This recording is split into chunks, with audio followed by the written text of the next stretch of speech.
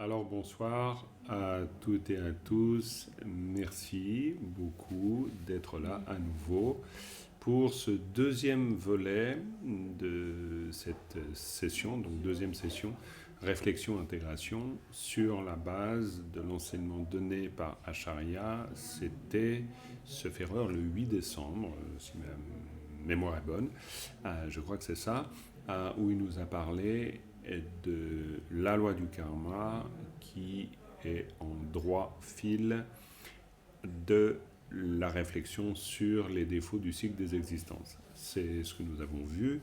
Nous avons aussi vu que cette loi du karma intervient dans, on pourrait dire, quasiment le même chapitre, c'est-à-dire cette même réflexion globale sur la réflexion qu'on peut nourrir, qu'on doit nourrir, d'ailleurs, à l'égard de l'existence conditionnée, et pour nous rendre compte d'une part de ces défauts, parce que ces existences sont conditionnées d'ailleurs, et puis aussi nous rendre compte qu'il y a des causes à cela. Alors, on va commencer par une prise de refuge, développement de l'esprit d'éveil, comme nous le faisons d'habitude, puis ensuite on va continuer cette réflexion, intégration ensemble. Sangye chodang tsoge chodam la changchum parato dane kyabsuji dage jen tsoge pesanamke drola penjere sangye drum paraisho semchen tamche deva dang deve jodang den parajuji dungal ke jodang drol parajuji Dungal me pe de wa tong pa tong men del warai juji. Nye ring cha tong nye tong tar we. Tong nyum chen po la na parai juji. Pal den ca we la ma ren pa ji. Da ge ji wara pe me den ju la. Ka den chen pe ga ne che sun.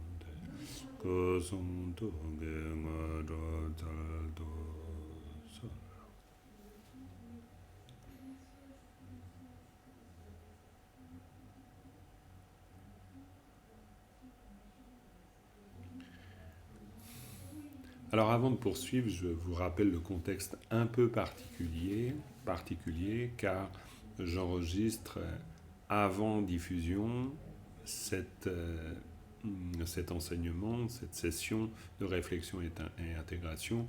Donc au moment où vous visionnerez cette session, elle aura déjà été faite, accomplie, peut-être même oubliée, c'est possible. En tout cas, le temps aura passé. Et c'est aussi un des petits miracles du temps, en tout cas une des souplesses qu'offre le temps, de pouvoir vivre à l'instant même quelque chose, parce que finalement c'est toujours à l'instant même qu'on le vit, que ce soit qu'on l'ait fait avant ou pas. Et là, il y a un rappel de quelque chose de très important. Et c'est peut-être pour ça que je souligne cet aspect-là, parce que ce que nous avons vu la dernière fois, donc le 11 décembre, nous avons vu ça, c'est le fait que et je pense qu'on a, pour le coup, touché un point très important, c'est le fait qu'il y a toujours, ou il n'y a toujours que la situation telle qu'elle se présente. Et on ne peut pas imaginer qu'il y ait quelque chose d'autre qui puisse se manifester et qui ne fasse pas partie, ou qui ne soit pas partie prenante de ce présent-là, c'est-à-dire de cet instant, de cette réalité même. Un peu comme si justement cette réalité est toujours cela qui se manifeste. Et c'est quelque chose de très frappant dès lors qu'on se met à réfléchir à cette loi du karma.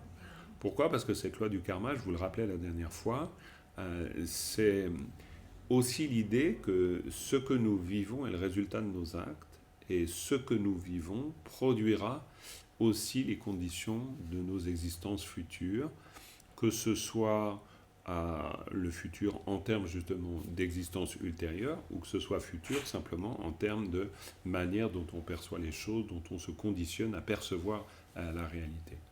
En fait, pour le dire de manière très simple, nous sommes toujours le résultat de nos actes.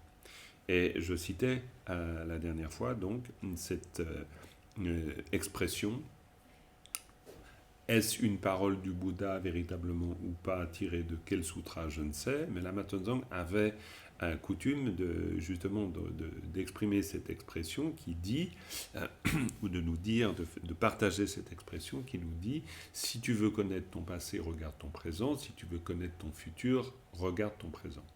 Et alors, c'est une formule, c'est une magnifique formule, une belle formule, mais maintenant, si on y réfléchit bien, c'est une formule assez étonnante par rapport à ce qu'on a pu voir. Étonnante parce qu'elle va droit au but, en fait.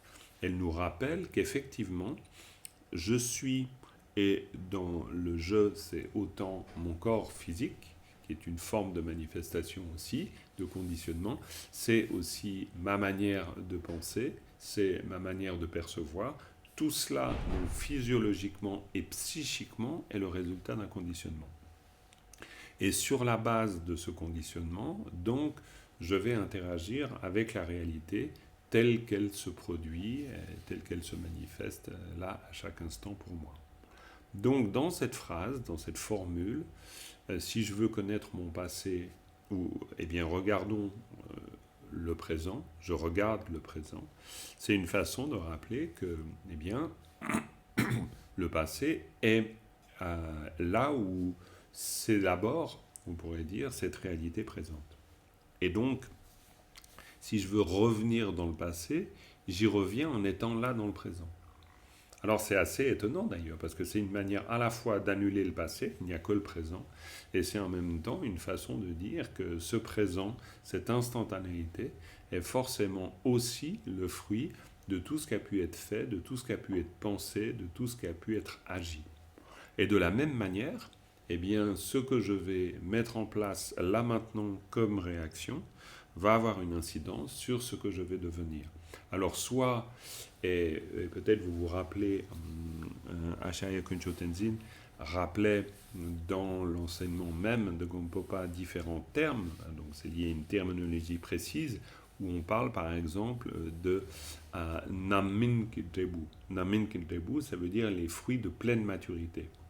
Donc, quand je dis que ce que nous faisons ou comment nous interagissons va avoir une incidence sur ce qui sera, on voit bien que même pour Gompopa, on peut décliner l'effet des actes de différentes manières. Soit le résultat de pleine maturité, et dans ce cas-là, ça se situera, en tout cas dans ce contexte-là, ça se situera dans une autre existence. Mais il y a aussi Guntun Gintebu, et Guntun Gintebu, c'est le résultat semblable à la cause, c'est-à-dire où on est plus dans l'idée d'expérimenter ou de vivre des réactions intérieures telles que les inclinaisons,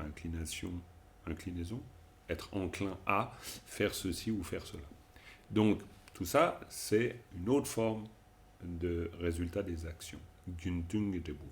Et puis on a Wang Debu, l'action, ou le résultat plutôt conditionnant, qui va conditionner le réel, c'est-à-dire ce réel dans lequel je vais exister.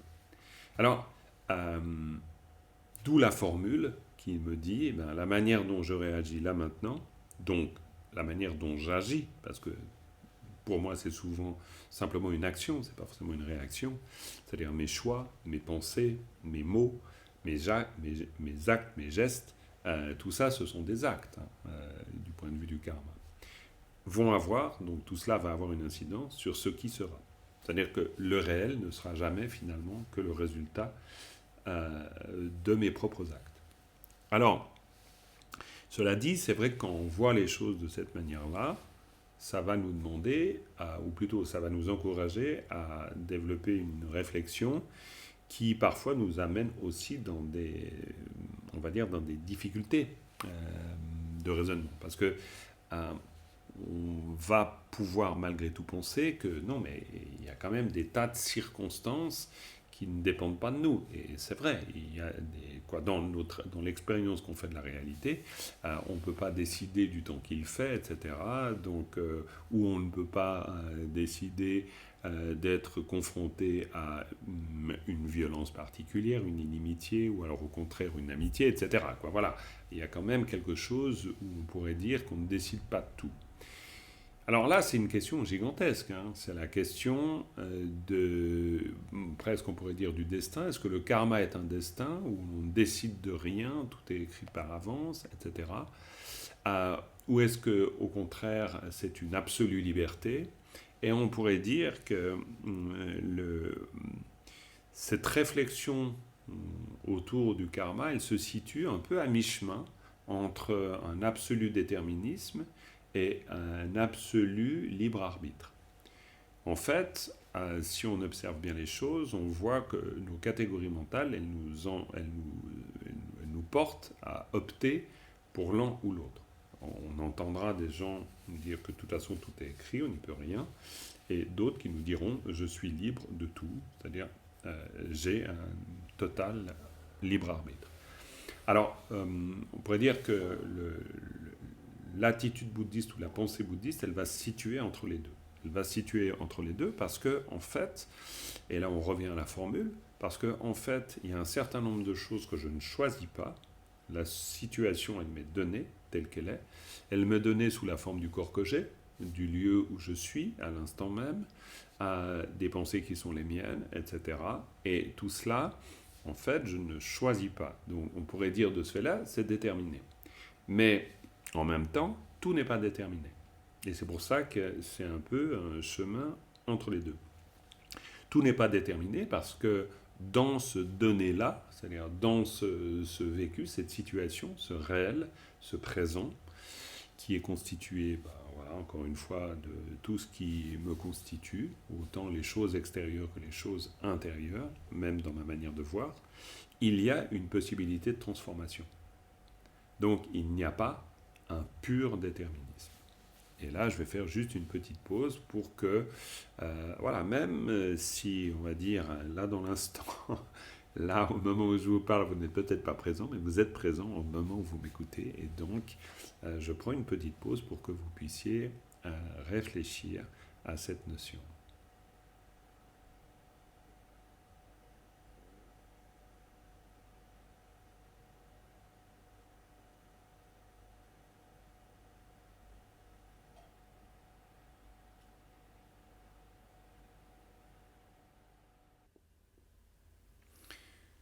Voilà. Donc, on va reprendre le fil de notre réflexion. Alors, je dis nôtre parce que c'est quand même l'idée fondamentale de ces séances, c'est que je vous invite par ma réflexion à nourrir la vôtre, bien sûr, de réflexion. Hein. C'est tout le but. Et c'est vrai que ce sujet du karma est un sujet tellement important qu'il y a vraiment de quoi moudre du bon grain et petit à petit essayer d'y voir plus clair parce que effectivement, si je reprends cette notion sur la base de la formule citée par la Matenzang. Hein, si je veux connaître le passé, je regarde le présent. Si je veux connaître le futur, je regarde aussi mon présent. Sur cette base, on peut comprendre qu'on est à la fois donc déterminé, mais pas complètement. Et donc on est, on pourrait dire, en partie déterminé et en partie libre, d'où l'idée de libre arbitre, libre d'agir tel que je le souhaite. C'est une notion extrêmement importante parce que souvent, on va faussement conclure que si donc tout est karma, donc je n'ai jamais le choix finalement. C'est-à-dire, si mon mode de pensée est résultat du karma, je ne peux pas faire autrement que de penser tel que m'y invite mon mode de pensée. Et donc, même la pratique du dharma, en fait, elle m'est prédestinée. Du point de vue bouddhiste, on ne voit pas les choses comme ça, mais très clairement. On ne voit pas les choses comme ça parce qu'on va considérer que, par exemple, la rencontre avec un maître spirituel est quelque chose qui va nous faire changer de direction. On retrouve cela si vous reprenez Gampopa, tout ce qu'on a vu au tout début, sur les 5 familles, eh bien, vous vous rendrez compte que Gampopa évoque la famille Mangepa, Mangeperik. Donc, celles et ceux dont le potentiel est incertain. Et en fait, je me rappelle très bien la Matenzang disant nous sommes en très grande majorité des Mangeperik, c'est-à-dire des êtres dont le potentiel est incertain. En fonction des circonstances, Et la circonstance, rappelons-nous du point de vue de Gampopa, pas que du point de vue de Gampopa, dans l'enseignement du Bouddha, la circonstance, c'est la rencontre avec l'ami de bien. Donc la rencontre avec le Dharma. Donc on va considérer la rencontre avec le Dharma comme un élément déclencheur d'une réaction, pourrait-on dire, en chaîne, ou une sorte de cercle vertueux qui va nous faire sortir du cycle des existences. Donc on peut, du point de vue de la pensée du Bouddha et du Dharma, on peut accéder à la liberté même si nous subissons notre conditionnement.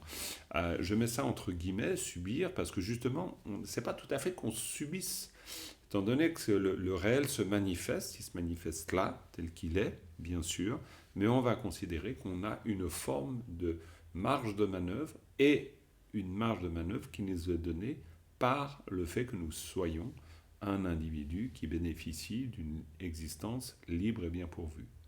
Je me rappelle d'ailleurs que dans le commentaire de Janggon Gongtrul, il développe un petit peu plus les caractéristiques propres à une précieuse existence humaine, et je me rappelle qu'à un moment donné, il dit dans le commentaire, si on voit que certaines caractéristiques, nous ne les possédons pas, alors efforçons-nous de les posséder ou de les développer. Donc, manière de dire qu'il y a quelque chose qui n'est pas donné une fois pour toutes. Il y a quelque chose qui peut changer. On peut intervenir sur le cours des choses. Je pense que c'est une dimension extrêmement importante, parce que sinon la formule citée par, donc du Bouddha citée par Lama Tongtsang n'a plus de sens. Parce que dans ce cas-là, on ne pourrait que accepter la première partie. C'est-à-dire, si je veux connaître mon passé, je regarde mon présent, et si je veux connaître mon futur, eh bien, je regarde mon passé. Et il n'y aurait plus la possibilité de regarder son présent pour connaître son futur. Parce que regarder le présent, évidemment, en tout cas comme Lama Tongtsang l'expliquait, c'est la possibilité d'agir dans le présent. C'est-à-dire ce que je fais là maintenant, avec cette liberté qui m'est donnée d'agir, parce que justement j'ai rencontré le Dharma, parce que justement j'ai pour moi ces causes et conditions favorables qui peuvent permettre par exemple une conscience réflexive, une possibilité de me rendre compte d'un certain nombre de choses. Donc je peux à partir de là changer le cours des choses. Je pense que là, il est peut-être important d'amener un concept théorique, et qui est, vous allez voir, assez percutant, et qui nous vient d'un terme sanskrit, c'est le terme de samskara. Alors les samskaras, il y a un penseur, un très grand spécialiste du bouddhisme, qui décrit cela de manière très pertinente en disant que les samskaras ont la particularité d'être des actes, d'ailleurs complètement associés au karma, parce qu'on va les traduire en général comme les formations karmiques. Donc c'est vraiment complètement le karma, mais ces samskaras ont la double particularité d'être conditionnants et conditionnés, ou plutôt, dans le bon sens, conditionnés et conditionnants.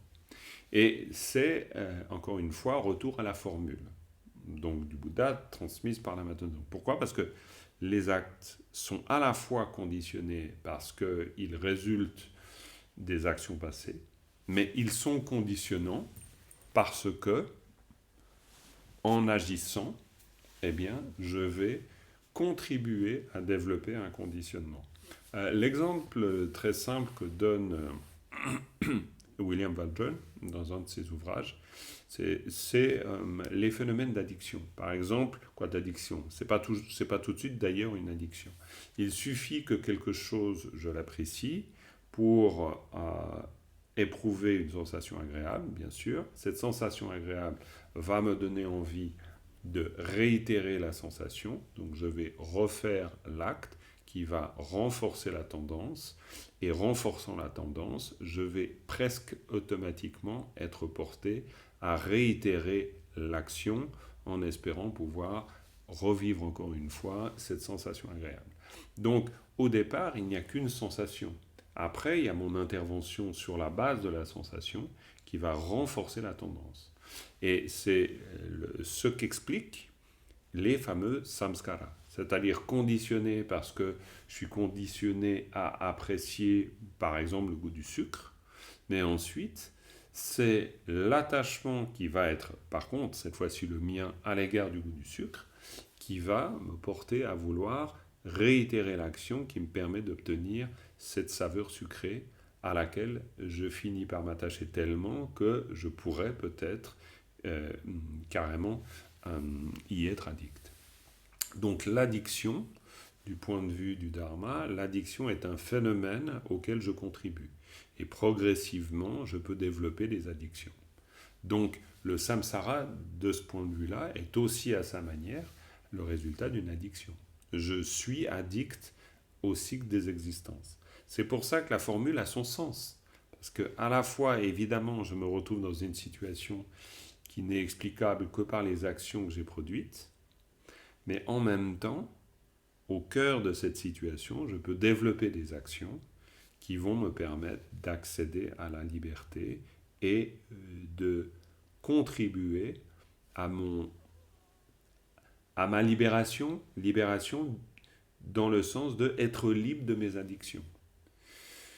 Quand j'en parlais la dernière fois, d'ailleurs, quand Gampopa nous dit, non pas Gampopa, quand Nagarjuna nous parle des actes comme vertueux ou non vertueux en fonction de ce qui les anime, eh bien c'est exactement ça. C'est-à-dire qu'une action n'est vertueuse que parce qu'il y a absence de désir-attachement, de haine-aversion et de passivité mentale, et elle est nuisible s'il y a présence de désir-attachement, de haine-aversion et de passivité mentale. Mais la présence ou l'absence de ces trois poisons, là, va dépendre de moi. Elle ne dépend pas que de l'état conditionné qu'est le mien. Pourquoi ? Parce que l'état conditionné est le résultat d'un processus. Si donc c'est le résultat d'un processus, je peux changer le processus. Si l'état conditionné n'était absolument pas le résultat d'un processus, c'est-à-dire ce serait comme une espèce de donnée une fois pour toutes, alors je ne pourrais rien faire. Je ne pourrais cette fois-ci que subir. Mais parce que ce présent est construit, je peux continuer à le construire et même le déconstruire.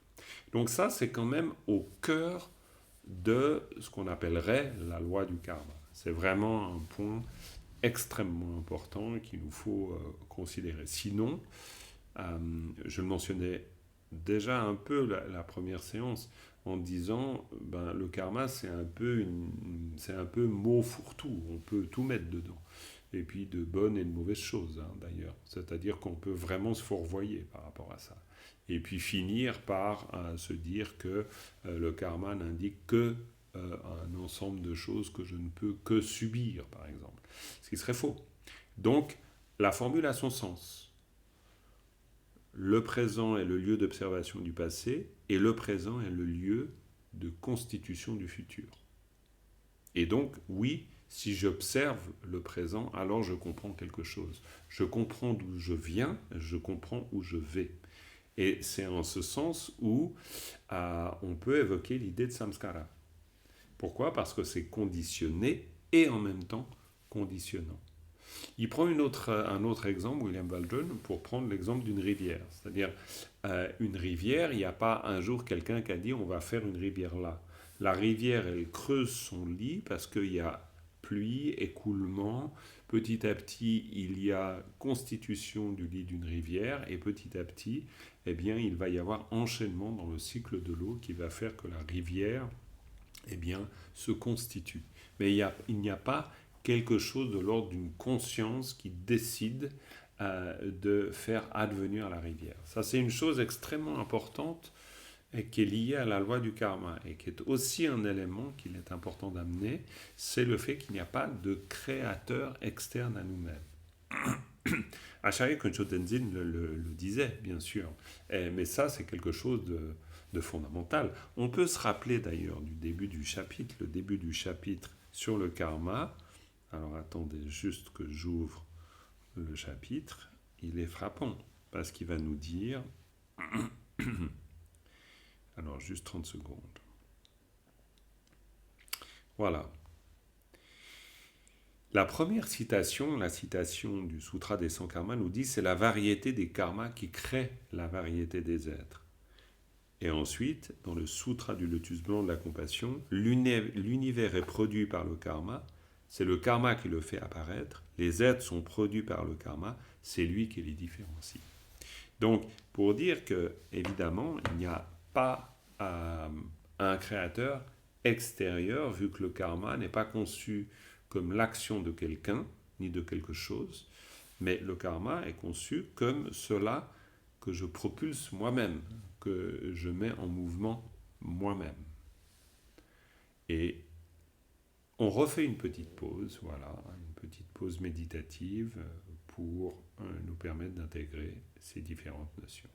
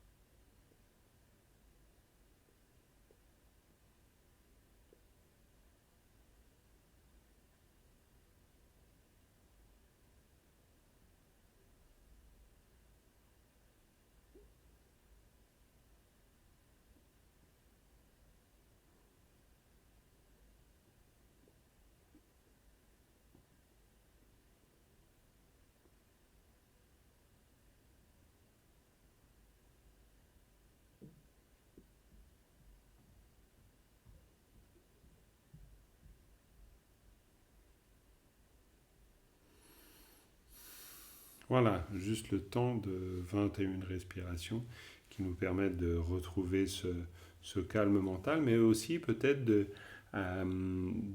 voir comment les pensées peuvent se construire après. Hein. Le moment de méditation est un moment de calme mental, c'est pas forcément un moment de réflexion, mais c'est une façon de pouvoir reprendre notre souffle, retrouver un espace à partir duquel on va pouvoir continuer à nourrir notre réflexion.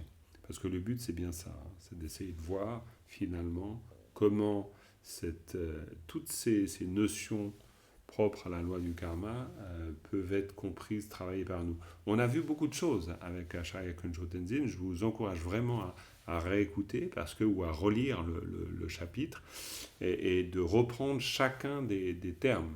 Rappelons-nous qu'au début, on parle de sampele, sempele, donc le karma comme intention, le karma comme...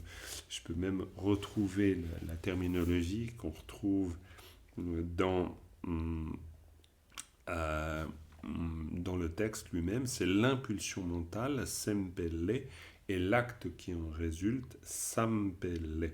Donc acte pensant et acte pensé. On peut le comprendre comme ça. Et ça, c'est extrêmement intéressant parce que rien que là-dessus, bien, voilà, il y a un ensemble de choses à comprendre parce que ça nous vient ici de l'Abhidharma qui nous dit à la question qu'est-ce que le karma, qui nous répond en disant c'est l'impulsion mentale et l'acte qui en résulte, c'est-à-dire c'est l'acte pensant et l'acte pensé. Ce qui est intéressant, c'est que quand on parle de l'acte qui en résulte, c'est un acte pensé. Sampele. En tibétain, c'est vraiment la traduction littérale, c'est-à-dire un acte pensé. C'est-à-dire qu'en fait, une action, qu'elle soit verbale, qu'elle soit physique, qu'elle soit mentale, parce que c'est chaque fois un acte, cette action est toujours pensée, en fait. Elle ne peut pas exister si elle n'est pas pensée. C'est pour ça qu'on va dire que c'est un acte pensé. Donc, c'est là aussi où se loge notre liberté. Parce que, et peut-être d'ailleurs, c'est le seul endroit, alors après je ne sais pas, hein, on peut avoir des compréhensions différentes sur ce point, mais c'est là où se loge une grande partie de notre liberté, au cœur de nos pensées. Parce que si, pour reprendre juste ce terme, si les actes que nous produisons sont chaque fois des actes qui ont été pensés, donc il n'y a bien que nous qui pensons. Donc là, à la différence de la célèbre formule qui nous dit je pense donc je suis, là on pourrait dire je pense donc j'agis. Et en agissant, je deviens. Bon, alors après, c'est juste une facilité, hein, en reprenant ces formules comme ça.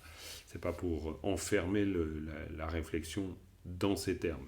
Mais ce qui est intéressant, c'est de se dire que oui, un acte est pensé. Donc, je le pense. Et je le pense, eh bien, j'ai donc la possibilité de le penser. Il ne peut pas exister sans le recours à ma propre pensée. C'est pour ça que dans la tradition bouddhiste, tout ce qui tourne autour de cultiver de bonnes pensées va être considéré comme extrêmement favorable. On va réciter des prières de souhait, on va développer des attitudes mentales correctes, favorables à l'égard de soi-même, à l'égard d'autrui, on va encourager au développement de l'amour et de la compassion. Tout ça, on le fait parce qu'on est convaincu que, en fait, la manière dont je pense me fera agir et qu'il est donc absolument nécessaire que j'entraîne ma façon de penser. Et c'est là, et c'est pour ça que on peut considérer qu'il y a de la liberté, car c'est là qu'elle se trouve. Elle se trouve dans l'entraînement. Elle se trouve dans l'entraînement possible qui me permet de changer quelque peu ma façon de penser. En changeant ma façon de penser, je vais changer ma façon d'agir. Donc, le karma est très loin d'être simplement quelque chose qu'on subit de ce point de vue-là.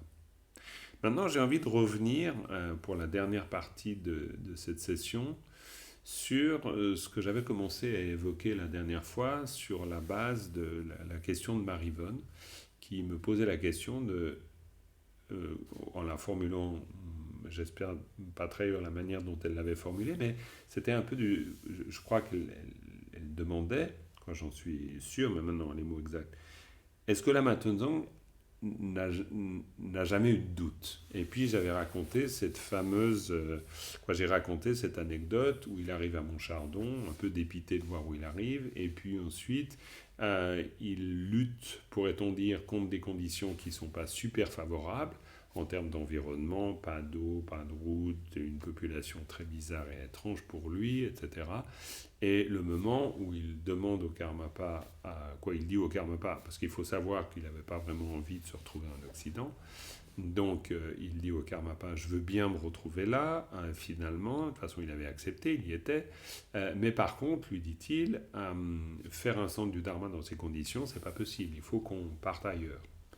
Et c'est sur ces paroles que Karmapa reste en silence, assis sur son lit, le lit de Lama Tenzang, et là où il était, et après quelques instants donc d'absorption méditative, il rouvre les yeux, regarde Lama Tenzang et lui dit, si tu persévères, ce lieu deviendra un centre florissant où le Dharma fleurira donc. Et à ce moment-là, pour Lama Tenzang, il le reçoit comme une parole prophétique, et de ce fait, il n'a plus de doute.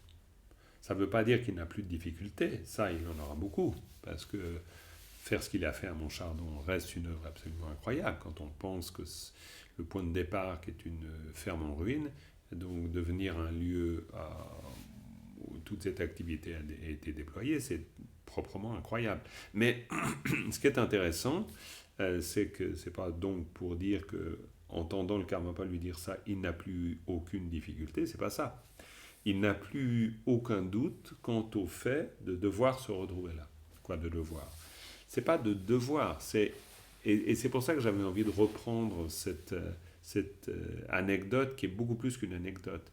Il y a quelque chose dans le récit que je fais ainsi de Lama Tenzang, et je suis de loin pas le seul à l'avoir entendu raconter cette histoire. Elle a été filmée aussi, on peut l'entendre lui-même la raconter.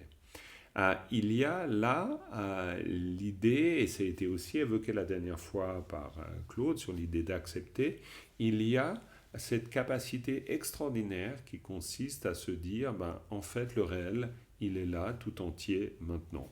Et il n'y a pas d'autre réel. Et en ce sens, il n'a plus de doute.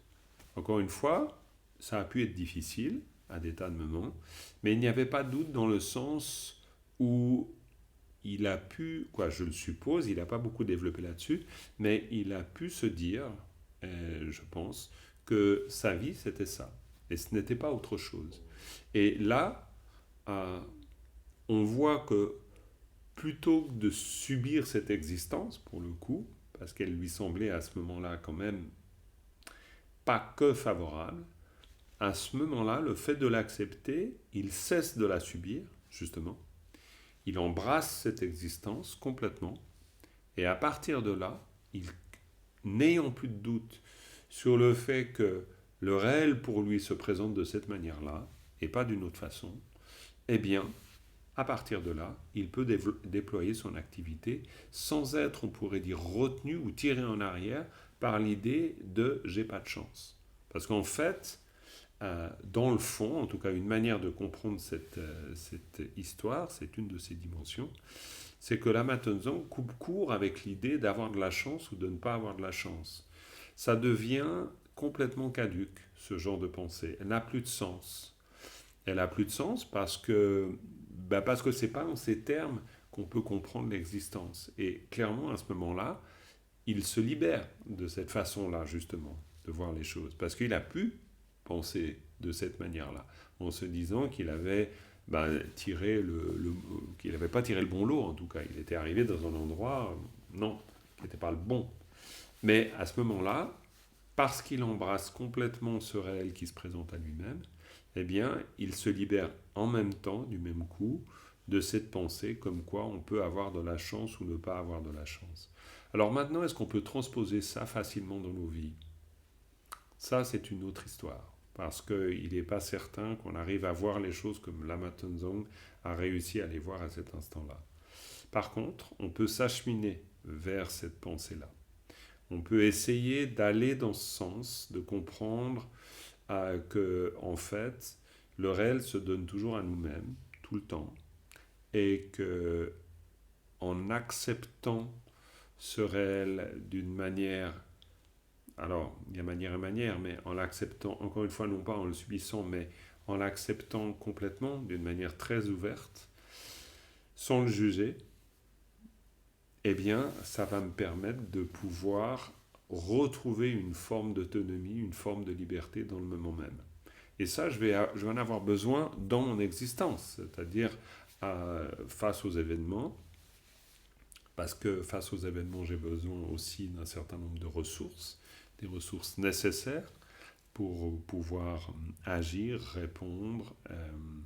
Et ces ressources, elles sont disponibles, du coup.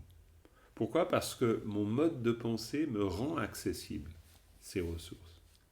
Je ne suis pas en train de me dire, j'ai pas de chance. Au moment où je nourris cette pensée-là, en fait, si j'observe bien, attendez, je prends une petite gorgée. Si j'observe bien ce qui se passe en moi-même, au moment où je nourris cette pensée, eh bien, en fait, toute mon énergie est mobilisée par cette pensée. La pensée qui me conduit à concevoir justement « je n'ai pas de chance ». Et là, c'est un peu terrible, évidemment, parce que quand mon énergie est prise par cette pensée, je n'ai pas d'énergie pour autre chose. Donc, je n'ai pas d'énergie pour justement faire. Je n'ai que l'énergie pour subir. Donc, Lama Tenzong, à ce moment-là, il se libère du carcan de cette pensée, complètement. Et ne voyant absolument plus le réel qu'est le sien sous cet angle, de la chance ou pas de chance, eh bien, c'est plus une question. C'est-à-dire que ce n'est plus du tout une question. Il y a quelque chose qui cesse presque d'une manière irrémédiable. Et en fait, là, il y a quand même quelque chose qui est le signe d'un accomplissement. Et c'est pour ça que il nous faudra certainement du temps pour en arriver là. Parce qu'il peut y avoir chaque fois justement la présence du doute. En train de se dire, oui, mais peut-être quand même ça aurait été mieux que. Je pense qu'en fait, pour lui, à un moment donné, ce type de pensée disparaît totalement. Je me rappelle par exemple une fois l'avoir entendu dire, là on était les deux, je ne me rappelle plus exactement de la circonstance, mais je me rappelle très bien l'avoir entendu me dire, en fait cette vie n'y pense plus, elle est déjà faite. Et sur le moment, je n'ai pas tout compris de cette phrase, et après j'y ai réfléchi, et je me suis dit, c'est une phrase extraordinaire, parce qu'en fait j'ai compris ce qu'il voulait me dire. En tout cas, je crois. Maintenant, je continue à y réfléchir. Et d'ailleurs, c'est pour ça que je vous en parle.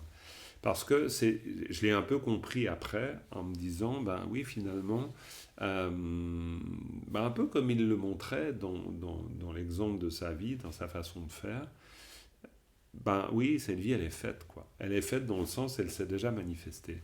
Euh, Elle s'est manifestée sous la forme de mon corps, sous la forme de, voilà, de mes conditions familiales, sociales, économiques, culturelles, tout ce que je veux. Et donc maintenant, vu qu'elle est faite, ben, c'est bon, il n'y a plus besoin d'y penser. Occupe-toi plutôt de ce que tu fais maintenant avec ça. Et je reviens à l'idée de chance, pas de chance. En fait, pour lui, très clairement, toute l'énergie euh, que peut... C'est un véritable trou noir, hein, cette pensée-là. C'est-à-dire ça nous dévore toute notre énergie, d'imaginer avoir de la chance ou ne pas avoir de la chance. Donc cette énergie, elle n'est plus du tout aspirée par cette forme de trou noir. Et dans ce cas-là, eh bien, et je pense que c'est pour ça qu'il a pu me dire ce genre de phrase, cette vie-là, n'y pense plus, elle est faite. Donc pense à la suivante. Et je me rappelle la Matenzang, très souvent, au début des enseignements, mais presque systématiquement, il disait, établissons-nous dans la pensée qui consiste le bien d'autrui comme plus important que son propre bien, et dans la conviction qu'agir pour nos existences futures est plus important que d'agir pour cette existence. Et je me rappelle très bien que j'avais de la peine parfois à traduire cette phrase, non pas une difficulté technique, parce qu'elle était très claire en termes de mots, mais parce que je me disais, mais comment va-t-elle être comprise? Un peu comme si je me gênais pour les autres en me disant, oh là là, si on leur dit que la seule chose qui importe, c'est leur existence future, ça va être très bizarre s'ils n'arrivent pas à concevoir les choses comme ça. Voilà, bon, moi j'étais travaillé par mes doutes intérieurs. Mais à bien y réfléchir et à continuer cette réflexion sur cette lancée, je pense que non, il y a quelque chose d'extrêmement intéressant. Alors, existence future après, on peut en discuter. Est-ce que vraiment on parle d'existence future dans le sens où il faut agir pour une existence dans une autre vie, dans un autre monde, ou pour l'existence maintenant? Alors là, évidemment, c'est encore tout un chapitre. Mais je vais refaire une pause, voilà, de quart d'heure en quart d'heure, une petite pause, et puis après, je reprendrai cette notion. Voilà, donc une petite invitation au calme mental.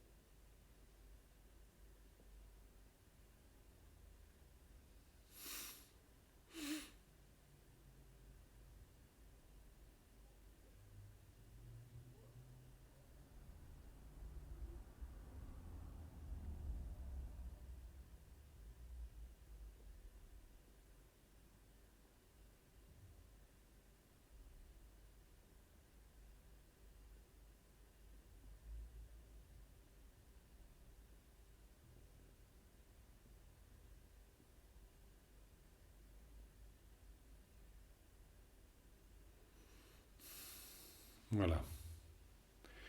Donc je poursuis la réflexion, et vous avec moi. En tout cas peut-être, hein, peut-être vous êtes encore là, en tout cas je le souhaite. Et puis sinon c'est pas grave, hein, vous avez toujours la possibilité de- d'y revenir plus tard. Et puis finalement le but c'est surtout que chacun, chacune soit encouragé à être proactif avec ces enseignements. C'est quand même toujours le but. Donc c'est pour ça que là, je joue le jeu, on va dire, ou le rôle de celui qui vous incite à créer votre propre réflexion. Ça ne veut pas forcément dire que vous devez suivre la mienne en tout point. Mais bon, voilà, j'amène quelques éléments qui peuvent être intéressants malgré tout. D'où l'idée de parler justement de la Matenzan qui voilà, me disait cette phrase, je reprends le fil, en disant, ben voilà, au début d'un enseignement, agis pour les autres plutôt que pour toi-même, agis pour tes vies futures plutôt que pour cette vie. Et en fait, petit à petit, c'était une manière, je pense, d'indiquer, et il a eu l'occasion de l'expliquer, que en fait, dès lors qu'on oriente toute son action pour cette seule existence, ça veut dire qu'aussi, nous sommes préoccupés par ce qu'il advient dans cette existence. Et là, du point de vue bouddhiste, c'est une idée très importante. C'est ce qu'on appelle les 8 dharmas mondains. Les dharmas mondains, c'est une façon, jikten chögye en tibétain, c'est pour ça qu'on parle de dharma mondain. Mais en fait, ça dit peut-être mal ce que ça signifie. Ça signifie simplement que nous nourrissons des préoccupations ordinaires. Et les préoccupations ordinaires, c'est est-ce que l'on m'aime, est-ce que l'on ne m'aime pas, est-ce que je vais avoir du bonheur ou pas de bonheur, est-ce que je vais être riche ou pas, est-ce que je vais être renommé ou pas, voilà, c'est les préoccupations de cet ordre. Mais qui dit préoccupation de cet ordre dit forcément que, à nouveau, notre énergie, elle va être mobilisée par ces préoccupations. Et si notre énergie est mobilisée par ces préoccupations, bah forcément, dès lors qu'il est question d'énergie qui s'engouffre quelque part, elle ne peut pas s'engouffrer ailleurs. Et là, il y a de nouveau un pragmatisme bouddhiste bienvenu, tout simplement pour nous dire qu'au-delà d'opter pour telle idéologie que telle autre, c'est simplement se rendre compte que si je prends une direction, je ne peux pas en même temps prendre une direction et en prendre une autre. Donc il y a un moment donné, je vais devoir choisir, et ce n'est pas un choix moral, c'est plutôt presque un choix, on va dire, pragmatique et basique, qui est lié à l'énergie que j'investis quelque part ou pas. Si je suis conduit par les préoccupations que je nourris à l'égard de cette existence, donc les fameux dharmas mondains, comme le pensait bien sûr Lama Tenzong, alors dans ce cas-là, évidemment, je suis préoccupé par cette existence, et si je suis préoccupé par cette existence de cette manière-là, eh bien, je n'ai de cesse que de vouloir le bonheur comme une fin en soi, le pouvoir comme une fin en soi, les louanges comme une fin en soi, je vais m'inquiéter des critiques, etc. Donc, tout mon être est mobilisé par cela. Mon être en termes de pensée, en termes de parole, en termes d'action, et puis tant qu'il est mobilisé par ça, mais il n'est pas mobilisé par la pratique du dharma.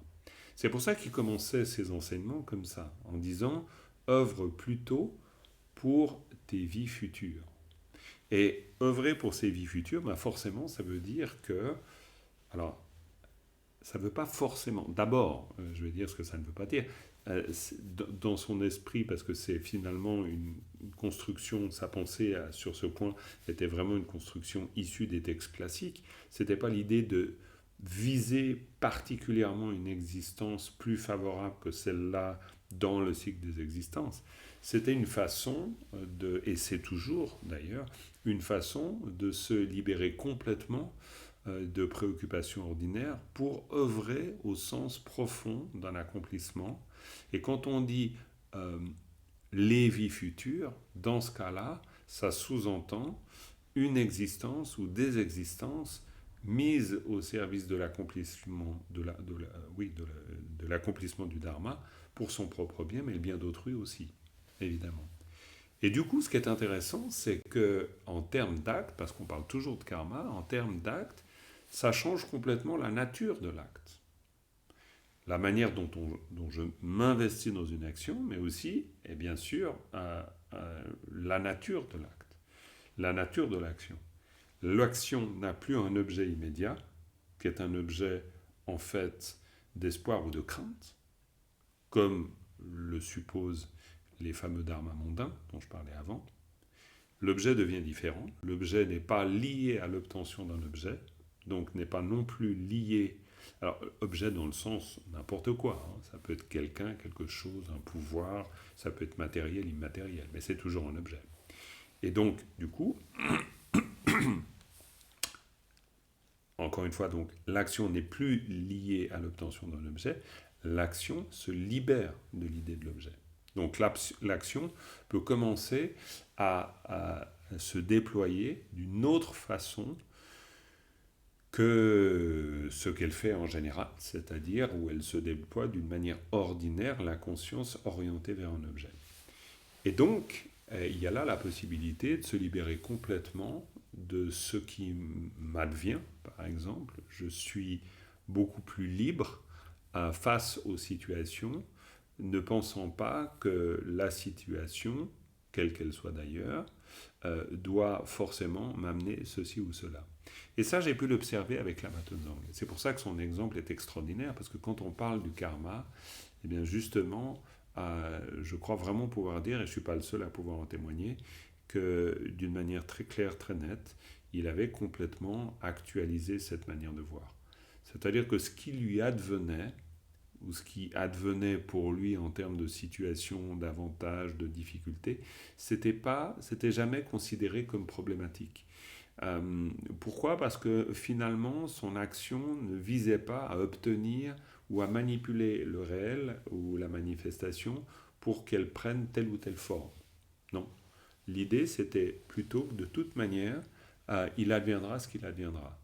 C'est pour ça que la dernière fois, dans la dernière séance, j'ai terminé sur cette conclusion. J'ai conclu avec ce que lui-même disait au sortir, au moment plutôt en fait, d'un interview qu'on a fait de lui à la fin de la deuxième retraite, où j'ai été complètement frappé par cette façon qu'il avait d'exprimer les choses en disant, parce qu'on lui avait posé la question, est-ce que vous êtes surpris quand vous regardez autour de vous de tout ce qui s'est produit ? Et il a répondu en disant, en fait, ça va bien au-delà de tout ce que j'avais conçu. Je suis en fait complètement, on pourrait presque dire, éberlué. C'est juste, ça va, c'est bien plus loin que tout ce que j'avais pu éventuellement penser. Et au moment où il a dit ça, je me suis dit, donc, ça veut dire que pour lui, c'est complètement clair que agir, ce n'est pas en vue de l'obtention précise d'un fruit particulier. Et là, je me suis dit que, et je continue à me le dire, et peut-être d'autant plus, que il exprime, je crois, oui, en tout cas, c'est la façon dont je le conçois aujourd'hui, j'ai vraiment l'impression qu'il exprime ce que l'on appellera l'activité éveillée, en fait. L'activité éveillée, c'est une activité. On pourrait dire un karma encore, un karma. Alors après, il faudrait s'entendre, mais c'est un acte, ce sont des actes. C'est une action. Mais une action complètement libre d'un objet, une action qui va se déployer en fonction des besoins, des nécessités, des types d'êtres. Et on voit que les souhaits qu'on formule, quand on formule des souhaits, quand on récite des prières de souhait, on fait ce souhait de pouvoir agir.